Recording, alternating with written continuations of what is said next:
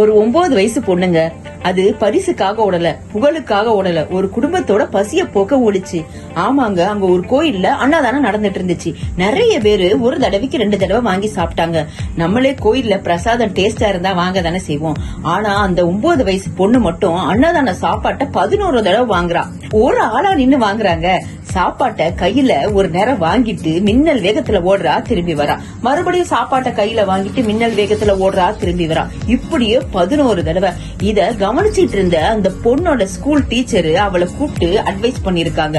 அதுக்கு அவ சொன்ன பதிலு அந்த டீச்சரையே கண் கலங்க வச்சுதான். எங்க வீட்டுல சாப்பாட்டுக்கு ரொம்ப கஷ்டம் டீச்சரு. மத்தியான சாப்பாடு யாரும் சாப்பிடல.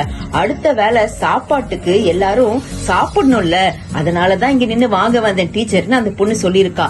அத கேட்ட டீச்சர் கண் கலங்கி போயிட்டாங்களாம். அன்னதான தப்ப அந்த பொண்ணு ஓடுன வேகத்தை பார்த்த அந்த டீச்சரு அவளை பள்ளியில் நடந்த ஓட்டப்பந்தயத்துல சேர்த்திருக்காங்க.